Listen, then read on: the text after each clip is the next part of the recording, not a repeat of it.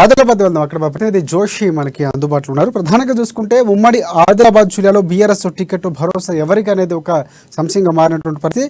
8 చోట్ల సిట్టింగులకి అవకాశాలు ఉన్నటువంటి పరిస్థితి కనిపిస్తుంది. ఖానాపూర్, బెల్లంపల్లి పేర్లు పెండింగ్లో పెట్టే ఛాన్స్ కనిపిస్తూ ఉంది. ఇక ఆసిఫాబాద్ టికెట్ దక్కించుకున్న కోవలక్ష్మి అడుగులు ఒకవేళ ఎటు ఉన్నటువంటి పరిస్థితి కనిపిస్తుంది. దక్కకుంటే ఒకవేళ రేఖనాయక్ పక్కదారి పడతారా, పార్టీలోనే ఉంటారని ఒక చర్చ కూడా జరుగుతుంది. ఇక ఆరోపణల నేపథ్యంలో అయోమయంలో దుర్గం చెన్నై కూడా ఉన్నటువంటి పరిస్థితి కనిపిస్తుంది. ఆయన మీద ఉన్నటువంటి ఆరోపణల నేపథ్యం. అలాగే ప్రధానంగా 8 పేర్లు ప్రకటించే ఛాన్స్ కనిపిస్తుంది మొదటి జాబితాలో బీఆర్ఎస్ సంబంధించి. అలాగే అసంతృప్తులు ఆశావాహులు బుజ్జిగించే పనులు కూడా పార్టీ నేతలు ఇప్పటికే దీనికి సంబంధించినటువంటి కార్యాచరణ కూడా చేస్తున్నటువంటి పరిస్థితి కనిపిస్తుంది. మరికొన్ని రోజుల్లో బీఆర్ఎస్ సంబంధించినటువంటి మొదటి అభ్యర్థుల జాబితా విడుదలయ్యే అవకాశాలు కనిపిస్తున్నాయి. ఈ నేపథ్యంలోనే అక్కడ 8 మందికి అవకాశాలు వచ్చే అవకాశాలు ఉన్నట్టు కూడా మనకు తెలుస్తూ ఉంది. సో దీనిపై పూర్తి అప్డేట్స్ ఏంటి చెప్పండి జోషి.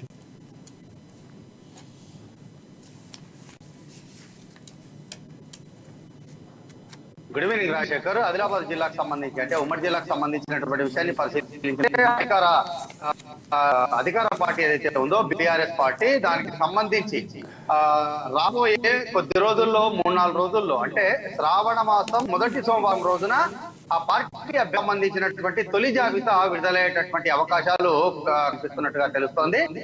అంటే సెంటిమెంట్ ను బలంగా నమ్మేటటువంటి ముహూర్తాలు, సెంటిమెంట్లను బలంగా నమ్మేటటువంటి కేసీఆర్ ఇప్పుడు ఉన్నటువంటి పరిస్థితుల్లో కాకుండా శ్రావణ మాసం మొదటి సోమవారం రోజున తొలి జాబితా రిలీజ్ చేయడానికి పూర్తిగా సన్నద్ధమైనట్టుగానైతే తెలుస్తుంది. అయితే ఈ క్రమంలో ఉమ్మడి ఆదిలాబాద్ జిల్లాకు చెందినటువంటి మొత్తం 10 అసెంబ్లీ స్థానాలకు సంబంధించి 8 స్థానాల్లో సిట్టింగ్లకు అవకాశాలు ఉండేటటువంటి పరిస్థితులు ఉన్నట్లుగానైతే మనకు ప్రగతి భవన్ కు సంబంధించినటువంటి వర్గాలు కావచ్చు, అధికార పార్టీ సంబంధించినటువంటి వర్గాల ద్వారా మనకు సమాచారం తెలుస్తుంది. అయితే వాటిల్లో ప్రధానంగా చూస్తే ఇటు నిర్మల్ జిల్లా పరిధిలోకి వచ్చేటటువంటి ఖానాపూర్ నియోజకవర్గం, అలాగే బెల్లంపల్లి నియోజకవర్గాలు, ఈ రెండింటికి సంబంధించినటువంటి అభ్యర్థుల పేర్లు మొదటి జాబితాలో ఉండే అవకాశాలు లేనట్లుగా తెలుస్తోంది. అంటే అక్కడ ఉన్నటువంటి ప్రస్తుత సిట్టింగ్ ఎమ్మెల్యేలు ఖానాపూర్ ఎమ్మెల్యే రేఖానాయక్ విషయంలో, బెల్లంపల్లి ఎమ్మెల్యే దుర్గం చిన్నయ్యకు సంబంధించినటువంటి విషయంలో స్థానికంగా ఉన్నట్టు ప్రభావం లేకపోతే ఇంకేరా అనేటటువంటి విషయాన్ని పక్కన పెడితే ఈ 2 నియోజకవర్గాలకు సంబంధించినటువంటి అభ్యర్థుల పేరు మాత్రం మొదటి లిస్టులో వచ్చేటటువంటి అవకాశాలు కానరానటువంటి పరిస్థితి.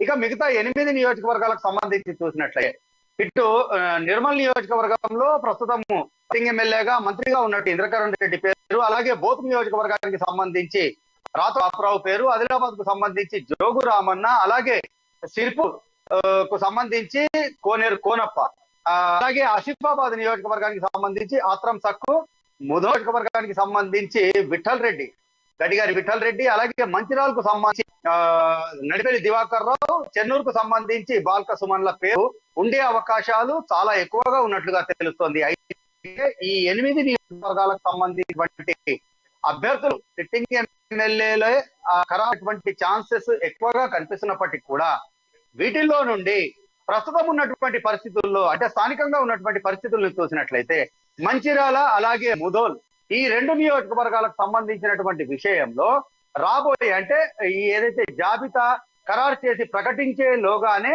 మళ్ళీ ఏదైనా మార్పులు చేర్పులు జరిగేటటువంటి అవకాశాలకు కూడా ఆస్కారం లేకపోలేదనేటటువంటి వ్యాఖ్యలు మాత్రం వినిపిస్తున్నటువంటి పరిస్థితి. ఎందుకంటే ఈ యొక్క 2 నియోజకవర్గాల్లో ఇటు ముధోల్ నియోజకవర్గం చూసినట్లయితే రాష్ట్ర కేంద్ర మంత్రిగా పనిచేసినటువంటి సీనియర్ నేత అయినటువంటి ఇటు ముధోల్ సీటు కొరకు ప్రయత్నిస్తున్నటువంటి పరిస్థితి. అలాగే మంచిర్యాల నియోజకవర్గానికి సంబంధించి చూసినట్లయితే స్థానిక వ్యతిరేకత ఉన్నప్పటికీ కూడా ఆ విషయాన్ని పక్కన పెడితే మాజీ ఎంపీ అలాగే కేసీఆర్ కు చాలా సన్నిహితుడుగా పేరున్నటువంటి మాజీ ఎమ్మెల్సీ పురాణం సతీష్ ఈ యొక్క మంచిర్యాల టికెట్ కొరకు ప్రయత్నిస్తున్నటువంటి నేపథ్యం.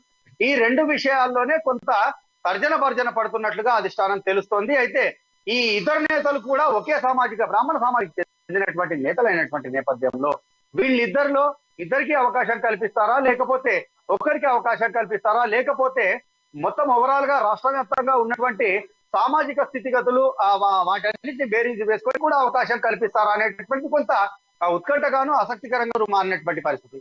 ఇక మరో విషయానికి వచ్చినట్లయితే ప్రస్తుతం ఉన్నటువంటి ఉమ్మడి జిల్లాకు సంబంధించినట్లయితే ఇటు బోత్ నియోజకవర్గంలో రాథోడ్ బాపురావు ఇప్పటికి కూడా బలంగానే ఉన్నట్లుగా తెలుస్తోంది. అంటే అంతర్గతంగా ఉన్నటువంటి కొంత ఆధిపత్య పోరు కావచ్చు. వీటిని పక్కన పెడితే అక్కడ టికెట్ ఆశిస్తున్నటువంటి మాజీ మంత్రి, మాజీ ఎంపీ గెడం నగేష్ టికెట్ కొరకు చాలా తీవ్రంగా ప్రయత్నిస్తున్నటువంటి పరిస్థితి.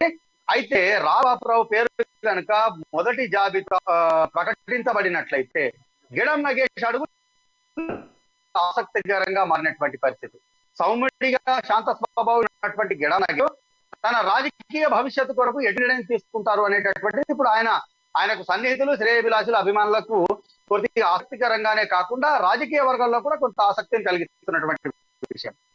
ఇక మరోవైపు కొమరం ఆసిఫాబాద్ జిల్లా కేంద్రం నియోజకవర్గం సంబంధించినటువంటి విషయాన్ని పరిశీలిస్తే ఇక్కడ సిట్టింగ్ ఎమ్మెల్యేగా ఉన్నటువంటి ఆక్రమ్ సక్కు ఆయనకు ఇప్పుడు తొలి జాబితా అవకాశాలు స్పష్టంగా ఉన్నట్లుగా మనకు ఉన్నటువంటి సమాచారం నేపథ్యంలో ప్రస్తుత సిట్టింగ్ జడ్పీ చైర్పర్సన్ గా వ్యవహరిస్తున్నటువంటి కోవలక్ష్మి అడుగులు ఎటువైపు అనేటటువంటి చర్చ ఇప్పుడు కొంత తీవ్రంగానే కొనసాగుతున్నటువంటి పరిస్థితి. ఇంకో అడుగు ముందు అంటే ఇది వరకటి పరిస్థితులను పట్టి చూసినట్లయితే ఇది వరకే కోవలక్ష్మి దీనికి సంబంధించి సూచనలు అంటే సంకేతాలు ఇచ్చేటటువంటి ప్రయత్నం కూడా చేసినటువంటి నేపథ్యం మనం ఇక్కడ ఒక మారు గుర్తుంచుకోవాల్సినటువంటి అవసరం ఉంది.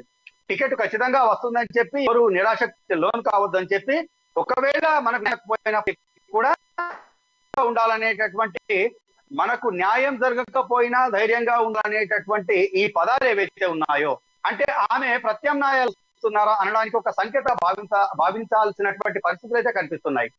ఇంకోవైపు ఇదివరకే సంబంధించినటువంటి కొంతమంది నాయకులతో టచ్లో ఉన్నట్లుగా కూడా సమాచారం తెలుస్తోంది. అవి ఏ పార్టీలు ఎవరితో సంప్రదింపు జరిపారు అనేటటువంటి విషయాలు ఇప్పటికీ తెలియనప్పటికీ కూడా ఆమె ఒకవేళ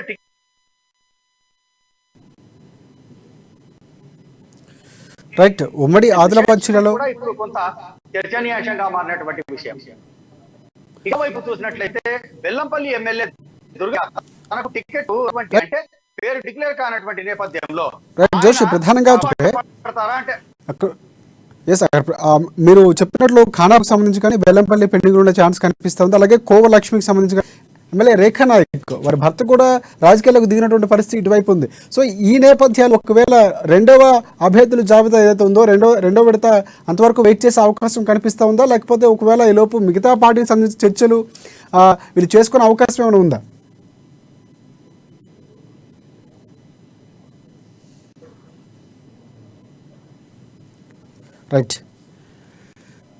రైట్ మనకి టెక్నికల్ అది ప్రధానంగా చూసుకుంటూ ఉమ్మడి ఆదిలాబాద్లో బీఆర్ఎస్ టికెట్కు సంబంధించినటువంటి ఏదైతే భరోసా కల్పించే విధంగా బీఆర్ఎస్ పార్టీ ఎవరు అసహనం చెందవలసిన అవసరం లేదని చెప్తూనే ఇక్కడ టికెట్లు ప్రకటించాల్సిన కనిపిస్తుంది. జోషి చెప్పినట్టు ప్రధానంగా 8 చోట్ల సిట్టింగ్లకి అవకాశం వచ్చి కనిపిస్తూ ఉంది. ఎవరైతే అసంతృప్తులు ఉన్నారో రెండో జాతర వారికి చోటు వస్తుందా, లేకపోతే మిగతా పార్టీలకు వెళ్ళే అవకాశం కనిపిస్తుంది అని కూడా ఇప్పుడు తేలినటువంటి పరిస్థితి కనిపిస్తూ ఉంది. చెప్పండి.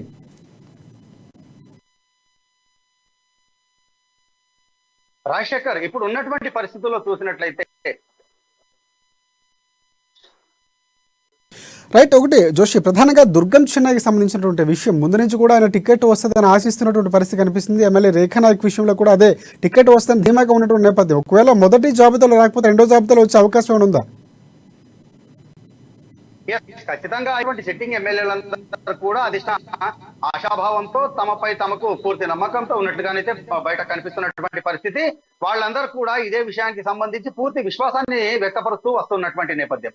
అయితే ఇక్కడ ఖానాపూర్ ఎమ్మెల్యే రేఖా నాయక్ సంబంధించినటువంటి విషయాన్ని చూసినట్లయితే ఇప్పటివరకే ఆమె అధిష్టానంతో పలుమార్లు సంప్రదింపులు జరపడం తెలిసినటువంటి విషయమే. అదే ఇటీవలి కాలంలోనే తాజాగా ఆయన ప్రభుత్వ ఉద్యోగానికి అధికారి రాసినటువంటి రేఖా నాయక్ భర్త శ్యామ్ నాయక్ అరంగేట్రానికి పూర్తిగా సన్నద్ధమైనట్లుగా తెలుస్తోంది. అయితే ప్రస్తుతం సిట్టింగ్ ఎమ్మెల్యేగా ఉన్నటువంటి రేఖా నాయక్ ఖానాపూర్ టికెట్ ఆశిస్తుండగా భర్త శ్యామ్ నాయక్ ఆసిఫాబాద్ నుండి పోటీ చేయడానికి ఆసక్తి చూపుతున్నట్లుగానైతే అంటే బాహటంగానే ప్రకటించినటువంటి పరిస్థితి.